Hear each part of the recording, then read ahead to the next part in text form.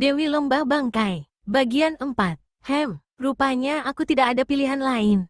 Tinggal di tempat orang harus tahu diri. Baiklah, aku akan menjawab pertanyaanmu tadi. Maksudku mengikuti hijau 2 hanya ingin tahu saja. Aku berada di kadipaten secara kebetulan, sama sekali bukan tamu pesta perkawinan.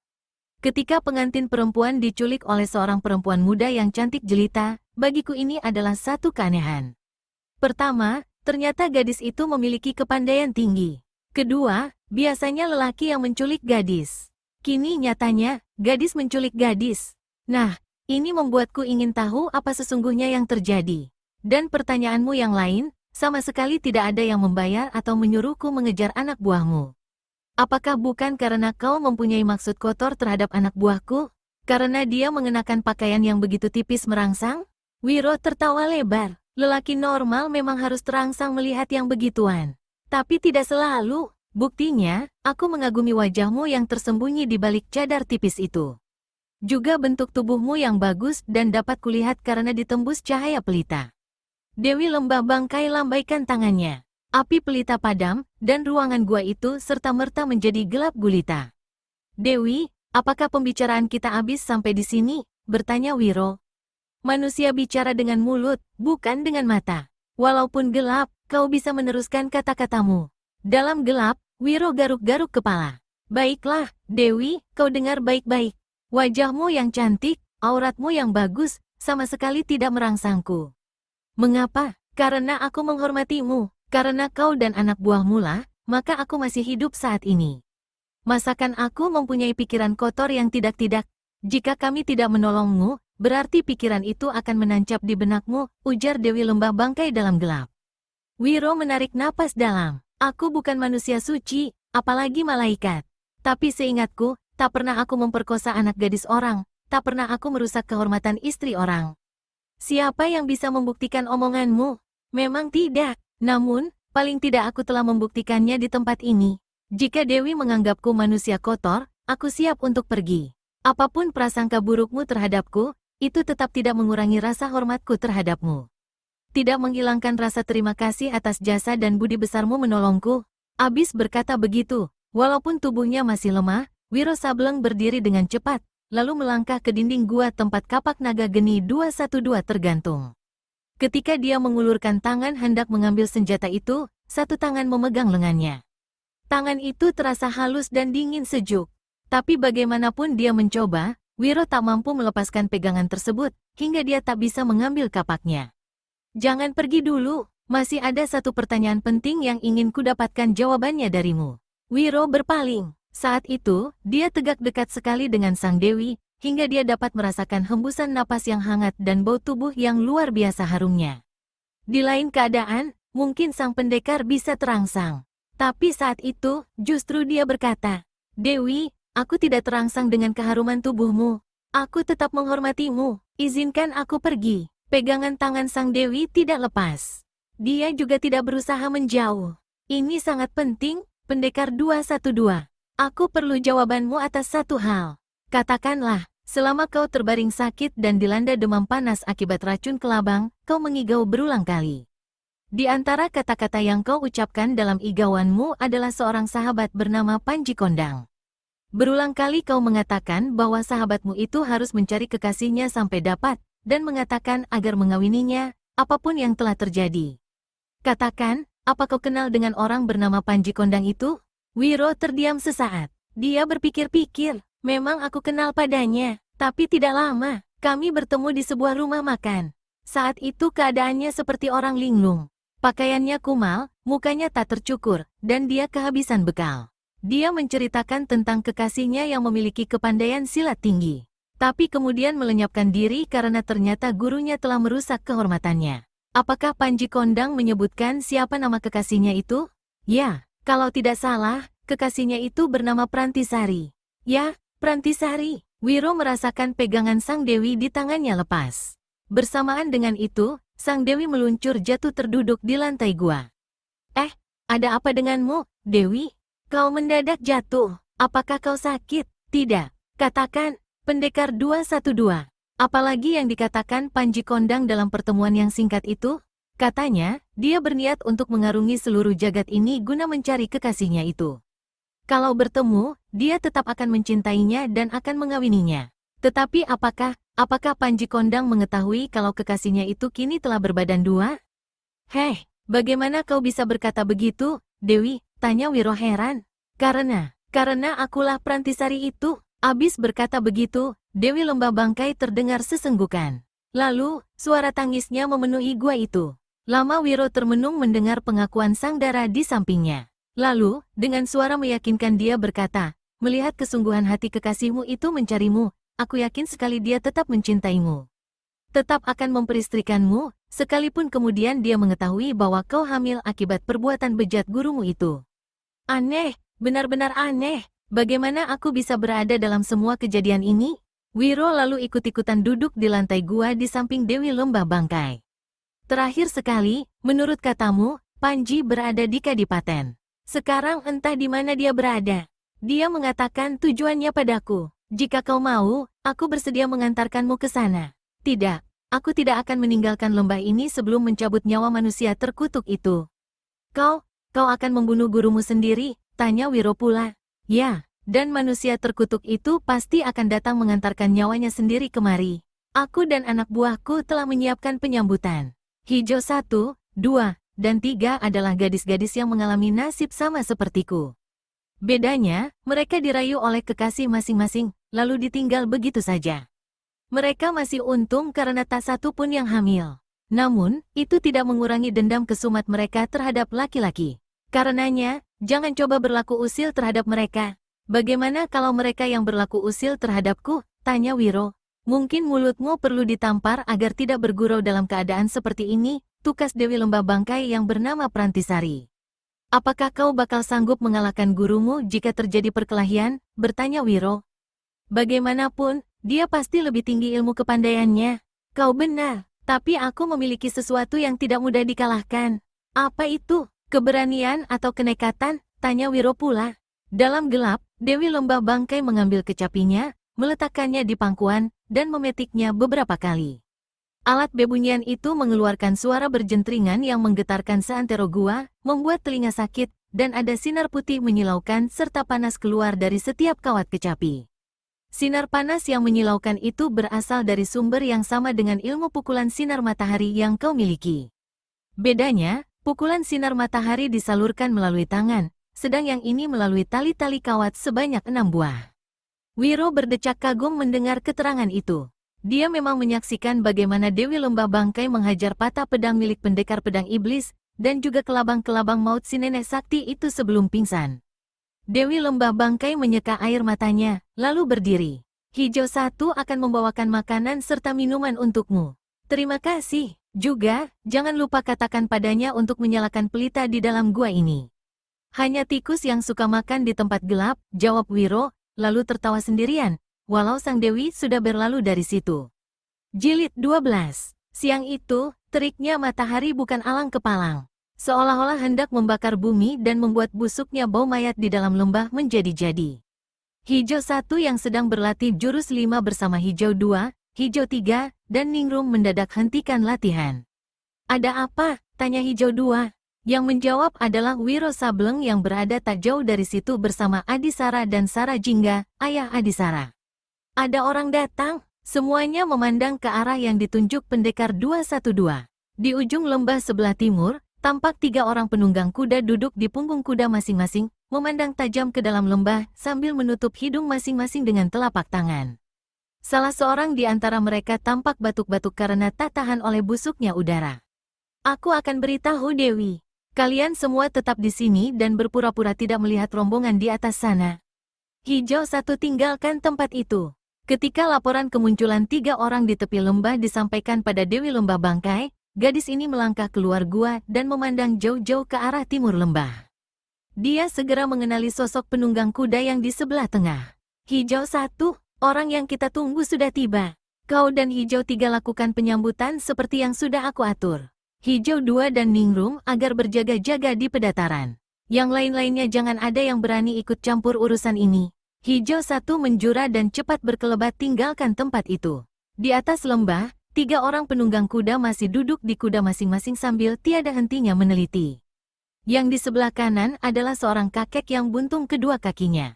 Dia kini mengenakan kaki palsu dari kayu. 2 batang tongkat kayu tergantung di leher kudanya. Orang kedua yang di sebelah tengah mengenakan jubah putih, bertutup kepala putih. Meskipun usianya sudah lanjut, tapi kumis dan janggutnya masih tetap berwarna hitam. Lelaki yang ketiga juga seorang kakek berwajah klimis, berpakaian biru muda yang pinggangnya dililit seutas rantai perak berwarna putih. Aku yakin inilah lembah bangkai yang membuat geger dunia persilatan itu. Bau busuknya sudah tercium sampai kemari. Tapi mengapa orang yang katamu mengundang tidak melakukan penyambutan, membuka suara kakek berpakaian biru muda?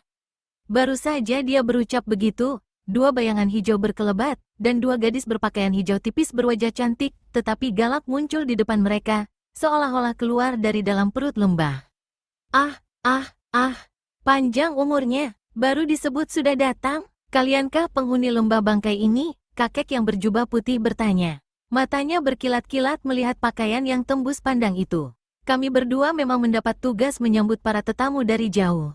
Silakan turun dari kuda. Kami akan membawa kalian menemui Dewi. Dewi, hahaha, ingin sekali aku melihat bagaimana tampang Dewi kalian itu, kata si jubah putih pula, lalu turun dari kudanya. Kakek kaki kayu tampak sedari tadi membeliak. Bukan karena melihat tubuh 2 gadis yang kentara jelas di balik pakaian hijaunya yang tipis, tapi karena dia mengenali. Hai, tunggu dulu, salah satu dari kalian adalah yang dulu menyerbu markasku dan membuntungi kakiku. Rupanya kau yang punya kerja. Kau harus ganti kaki kayuku dengan kedua kakimu yang mulus bagus. Lalu kakek ini sambar 2 tongkat di leher kuda, dan dengan gerakan cepat dia melompat turun dari punggung binatang itu. Begitu menjejak tanah, langsung menyerang hijau 3. Pendekar kaki kayu, harap bersabar dulu, saat pembalasan pasti tiba. Apa sulitnya bagi kita untuk menarik lepas sepasang kaki yang bagus itu pengganti kedua kakimu? Biarkan kita bertemu dengan Sang Dewi dulu. Ingin aku melihat siapa dia sebenarnya? Berbulan-bulan membuat kegegeran di dunia persilatan. Membunuh dan membunuh, menculik, orang tua berjubah putih. Jika kau bicara terus 1 harian di tempat ini, kau tak akan segera bertemu pimpinan kami. Percayalah, penyambutan untukmu pribadi pasti yang paling meriah, ujar hijau 1 pula. Dia menunjuk ke sebuah jalan kecil berbatu-batu yang selama ini tersembunyi di kerimbunan semak belukar. Ikuti jalan menurun itu sampai kalian mencapai sebuah pedataran di dasar lembah. Selama perjalanan ke bawah, akan kami perlihatkan pemandangan yang indah di mana kalian dapat bertemu dengan beberapa sahabat. Hanya sayang, kalian tidak bisa bertanya apa-apa pada sahabat-sahabat itu. Mereka semua sudah jadi mayat busuk. Kakek berpakaian biru tampak kerenyitkan kening. Si kaki kayu mengomel panjang pendek, sedang si jubah putih dengan tenang mulai melangkah turun mengikuti hijau 1 disusul si kaki kayu, lalu si pakaian biru. Di sebelah belakang, mengikuti hijau 3. Menjelang mencapai dasar lembah, mereka mulai melihat sosok-sosok tubuh yang bergelantungan. Ada yang hanya tinggal tulang belulang alias jerangkong, ada yang sudah hancur membusuk, tapi masih ada yang baru-baru. Yang ini manusia kotor berjuluk nenek kelabang biru, ujar hijau 1 sambil menunjuk pada mayat yang tergantung di cabang pohon kaki ke atas kepala ke bawah. Kakek berbaju biru seperti mau muntah. Berulang kali dia coba menutup jalan penciuman, tapi tetap saja bau busuk menembus hidungnya. Kini melihat mayat itu, perutnya mendadak menjadi mual. Si jubah putih tetap tenang, walau hatinya terasa berdebar, sedang si kaki kayu seperti tak acuh. Sesekali dia berpaling ke belakang seperti hendak menyerbu hijau 3 saat itu juga. Yang itu jagoan keji bergelar pendekar pedang iblis.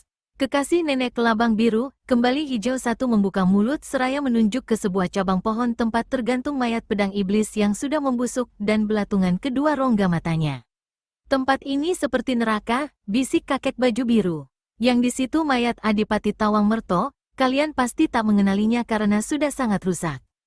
Kembali hijau 1 menjelaskan seraya menunjuk pada mayat yang tergantung di pohon sebelah kiri jalan menurun.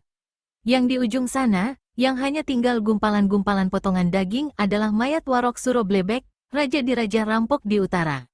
Lalu yang itu, yang hanya tinggal tulang belulang putih adalah mayat Sabrang Lor, seorang pendekar yang lebih dikenal dengan sebutan pendekar cabul pemetik bunga. Ah, sayang jalan begini pendek.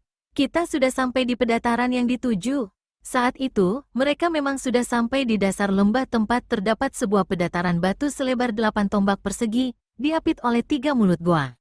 Di situ telah menunggu Hijau Dua dan Ningrum. Begitu melihat Hijau Dua, pendekar kaki kayu segera saja berteriak, "Ini dia iblis betina satunya. Kau tunggulah, sebentar lagi aku akan mengambil kedua kakimu." Orang tua berjubah putih memandang berkeliling. Di salah satu mulut gua, dia melihat ada 3 orang lelaki. Mereka bukan lain adalah Adi Sara, Sara Jingga, dan pendekar 212 Wiro Sableng. Hahaha, ternyata di sini pun terdapat orang-orang lelaki untuk memberi kehangatan pada kalian di tempat yang busuk ini, berteriak si jubah putih. Baru saja suaranya sirap, dari salah satu mulut goa terdengar sahutan halus. Memang di sini ada orang laki-laki, tapi bukan bangsa manusia keji bernafsu kotor yang tega memperkosa murid sendiri, lalu terdengar suara jentringan kecapi. Paras si jubah putih berubah merah. Dia memandang ke mulut goa sebelah kanan. Saat itu, tampak sesosok tubuh berpakaian hijau, memakai cadar tipis, dan membawa sebuah kecapi keluar dari mulut goa. Jadi ini rupanya Dewi Lembah Bangkai yang tersohor itu, ujar si jubah putih.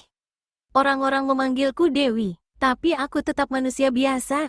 Datuk Soragamanda, apakah kau tidak mengenali diriku? Siapa kenal pada dirimu yang ditutup dengan cadar begitu rupa, jawab kakek berjubah putih dengan rasa kaget dalam hati karena orang mengetahui namanya.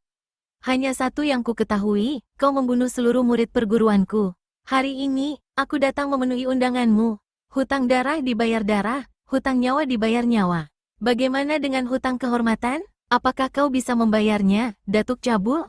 Perempuan bermulut kotor. Apa maksudmu dengan kata-kata itu? Teriak Datuk Soragamanda. Tubuhnya bergetar karena marah. Dewi Lembah Bangkai tertawa panjang. Tutup tawanya dengan jentringan kecapi. Lalu perlahan-lahan, dia membuka cadar hijau yang menutupi wajahnya. Prantisari, teriak sang datuk terkejut bukan kepalang. Dewi Lembah Bangkai kembali tertawa panjang. Ternyata kau belum lupa siapa aku. Pasti kau juga belum lupa apa yang telah kau lakukan terhadapku. Memperkosa murid sendiri. Manusia terkutuk, apakah kau sudah bersiap untuk mati? Muridku, tua bangka bangsat, aku bukan muridmu, bentak Dewi Lembah Bangkai. Dengar dulu, aku mengaku bersalah, aku mengaku berdosa, waktu itu aku benar-benar hilaf. Malam itu aku bermaksud membangunkanmu untuk menyuruh berlatih jurus-jurus silat baru. Kutemui kau terbaring di atas ranjang dengan kain tersingkap. Aku dihasut setan, aku melakukan itu di luar sadar, muridku. Maafkan gurumu ini. Datuk Soragamanda melangkah hendak mendekati muridnya, tapi Dewi Lembah Bangkai menyambutnya dengan menjentikkan kecapi. Benda itu berjentring keras, sinar putih menyilaukan menyambar, dan pedataran batu di depan kaki Datuk Soragamanda terbongkar. Hancuran batu dan debu berhamburan mengotori jubah putih sang datuk. Enak betul hidup di dunia ini jika semuanya berakhir dengan maaf. Datuk bejat, jika kau masih punya Tuhan, minta maaflah pada Tuhanmu. Tapi pada aku, anak manusia, tak ada ampun dan maaf bagimu. Urusan apa sebenarnya yang berlangsung saat ini? Kakek berbaju biru menyeletuk. Segera saja dia mendapat dampratan dari Dewi Lembah Bangkai. Orang tua pakaian biru, aku tahu kau adalah pendekar alam sakti yang datang kemari karena diajak oleh manusia sundal bergelar Datuk Soragamanda ini. Aku juga tahu kehidupanmu selama ini bersih tiada cacat. Karenanya, kuberikan waktu padamu untuk meninggalkan Lembah Bangkai saat ini juga. Alam sakti, jangan dengarkan ocehannya. Kita tidak bisa dilecehkan begitu saja. Serahkan tukang pengumpul mayat ini padaku, teriak kaki kayu. Dewi Lembah Bangkai berpaling pada Hijau 1 dan Hijau 2.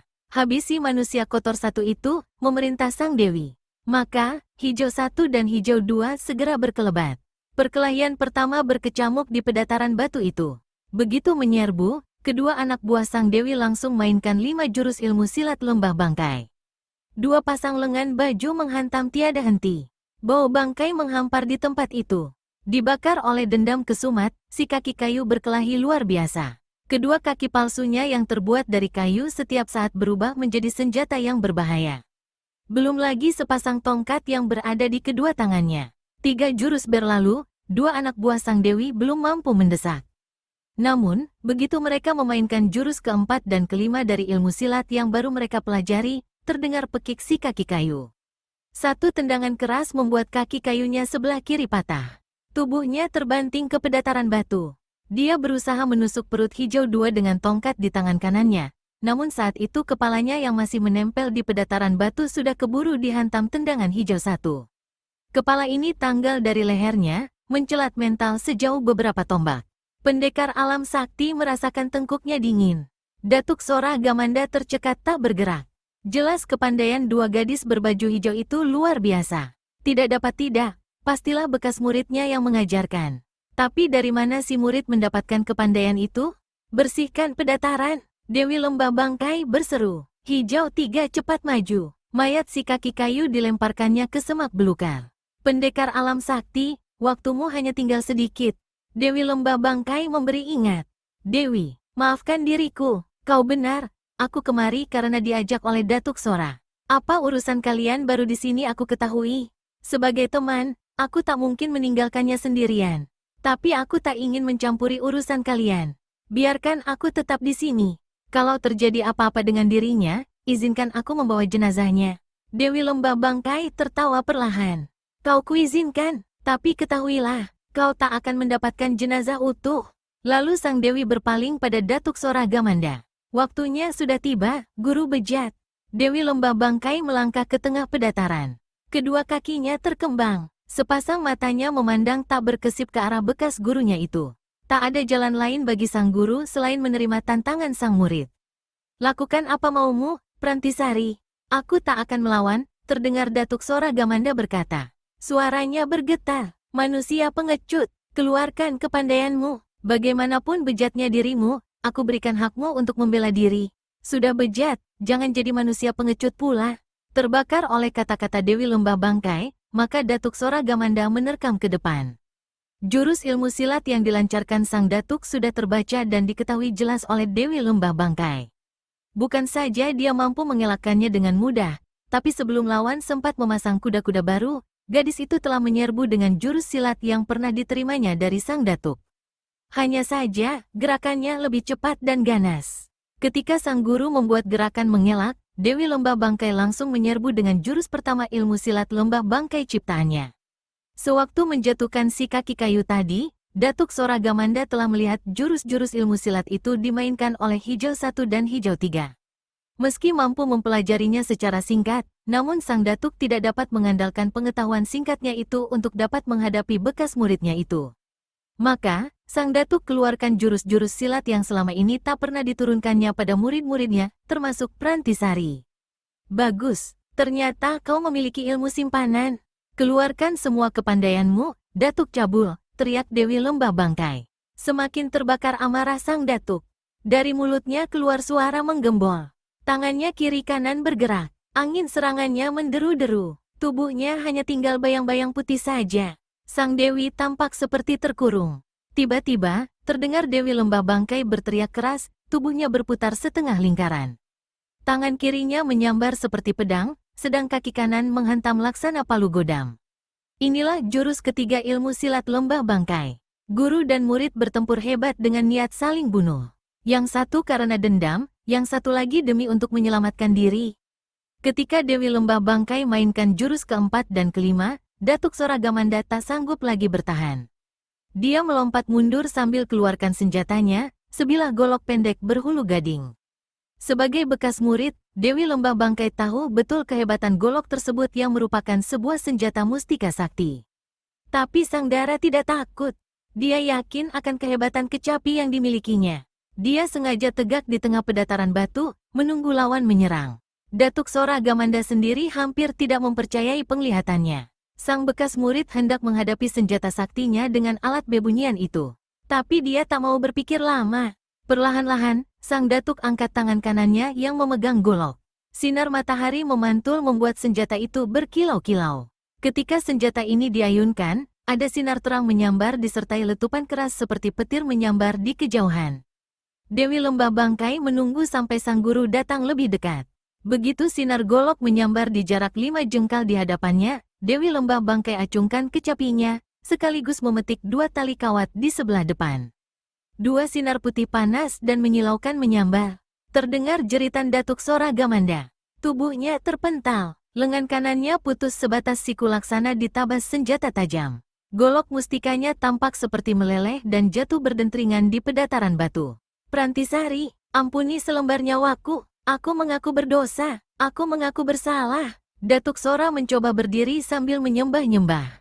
Sudah kukatakan, minta ampun pada Tuhanmu. Tapi jangan minta ampun pada diriku, ujar Dewi Lembah Bangkai dengan pandangan mata dan air muka ganas. Perlahan-lahan, dia melangkah mendekati sang guru. Putus harapan berubah jadi ketakutan. Datuk Sora melangkah mundur, mundur dan mundur terus. Di satu tempat, dia membalikkan diri, lalu lari menuju lereng lembah sebelah selatan. Manusia bejat, tak ada tempat lari bagimu, desis Dewi Lembah Bangkai. Kecapi itu terdengar berdering, sinar putih menyambar. Jauh di depan sana, terdengar pekik Datuk Sora Gamanda ketika tangan kirinya sebatas bahu putus dihantam sinar putih yang menyambar keluar dari kawat kecapi. Seperti orang gila, kakek ini meraung. Tubuhnya melorot ke bawah. Tapi dengan segala kekuatan yang ada, dia coba mendaki lereng lembah. Kecapi berdentring lagi. Kembali sinar putih menerpa ganas. Kali ini, kaki kanan Datuk Sora yang putus. Tubuhnya terguling ke dasar lembah. Dalam keadaan mengerikan seperti itu, dia berusaha menggapai-gapai dengan kakinya yang tinggal satu. Lalu, kecapi dipetik sekali lagi. Jeritan Datuk Sora setinggi langit. Tubuhnya hanya merupakan gelondongan saja kini. Kaki kirinya putus. Pendekar alam sakti tundukkan kepala. Tak sanggup menyaksikan kengerian ini, sementara tubuh kawannya menyangsang di antara semak belukar. Dewi Lembah Bangkai petik 3 tali kecapi sekaligus. Terjadilah hal yang luar biasa. 3 sinar panas menyilaukan menyambar tubuh Datuk Sora yang menyangsang di semak belukar. Seperti agar-agar yang dibanting ke lantai, tubuh itu hancur berkeping-keping. Pendekar alam sakti, seperti kukatakan tadi, kau tak akan mendapatkan jenazah sahabatmu dalam keadaan utuh. Aku tak ingin melihatmu lebih lama di sini. Silakan pergi. Mendengar kata-kata Dewi Lembah Bangkai kali ini, kakek berpakaian biru tak mau berlaku ayal lagi. Cepat-cepat dia mengambil golok bengkok milik Datuk Sora, lalu tinggalkan tempat itu melalui jalan yang ditempuhnya sewaktu datang tadi. Kuduknya terasa dingin, hatinya berdebar. Khawatir kalau Dewi Lembah Bangkai akan menghantam tubuhnya dengan sinar ganas kecapi sakti itu. Di pedataran batu saat itu, Dewi Lembah Bangkai justru terduduk bersimpuh dan tekapan kedua tangannya ke wajah. Dia terdengar sesenggukan, tak ada yang berani bergerak, tak ada yang berani berbuat sesuatu, sampai akhirnya pendekar 212 mendatangi dan bersimpuh di hadapan sang Dewi. Setelah menunggu sampai isakan tangis gadis itu mereda, murid Eyang Sinto Gendeng ini lantas berkata, "Dewi, apa yang kau inginkan telah kau dapati. Saatnya kita semua meninggalkan tempat ini." Dewi Lembah Bangkai turunkan kedua tangannya. Dipandanginya wajah pemuda itu sejenak, lalu berkata, "Aku tak tahu harus pergi kemana sekarang." "Jangan berkata begitu. Apa kau lupakan janjiku? Aku akan membawamu ke tempat di mana Panji Kondang berada. Lebih cepat lebih bagus supaya jangan terlalu jauh kita mengejarnya." "Pendekar 212, kau sungguhan mau mengantarku?" tanya Dewi Lembah Maut alias Prantisari. "Mungkin hanya itu yang bisa kulakukan sebagai pembayar hutang budi dan hutang nyawa padamu, Dewi." "Dewi," desis sang dara. "Aku tak ingin mendengar panggilan itu lagi. Cerita tentang Lembah Bangkai sudah berakhir sampai di sini." Ketika Wiro berdiri sambil mengulurkan tangan, sang dara memegang lengan pemuda itu, lalu tegak pula sambil mengempit kecapinya. Dia memandang berkeliling, lalu berpaling ke arah anak buahnya. "Hijau 1, hijau 2, dan hijau 3. Bersama yang lain-lainnya, mari kita tinggalkan tempat ini. Kalian semua bebas kemana mau pergi." "Tidak, Dewi," kata hijau 1. "Lupakan panggilan itu. Sebut namaku Prantisari, kami tetap akan ikut kemana kau pergi." "Tentu saja maksudku kalau kau mengizinkan." "Bukan begitu, kawan-kawan." Hijau 2 dan hijau 3 sama menganggukkan kepala. Prantisari tersenyum dan usap air matanya yang berderai. "Kalau begitu, apa yang aku cita-citakan akan menjadi kenyataan." Apa cita-citamu itu?" bertanya Wiro. "Aku akan membuka perguruan silat di puncak Gunung Lawu. Maksudku, aku dan 2 orang gadis sahabatku itu. Kalau begitu, aku akan menjadi muridmu yang pertama," kata Wiro pula, lalu menggandeng tangan Prantisari menuju ke lereng lembah sebelah timur. Ketika sampai di puncak lembah sebelah timur, Wiro berpaling pada Prantisari. "Boleh kulihat kecapimu?" "Boleh saja. Apakah kau pandai memainkannya?" Tanya Prantisari sambil menyerahkan kecapinya. Entahlah, mungkin bisa, tapi petikan kecapiku pasti tidak semerdu petikanmu. Wiro ambil kecapi itu dari tangan sang dara. Dia mengarahkannya ke lembah bangkai. Diam-diam, perutnya mengeras, tanda pendekar ini mengerahkan seluruh tenaga dalamnya. Lalu, dia memetik ke-6 tali kawat kecapi sekaligus. Terjadilah hal yang luar biasa. 6 sinar putih menyambar laksana 6 petir menghantam bumi.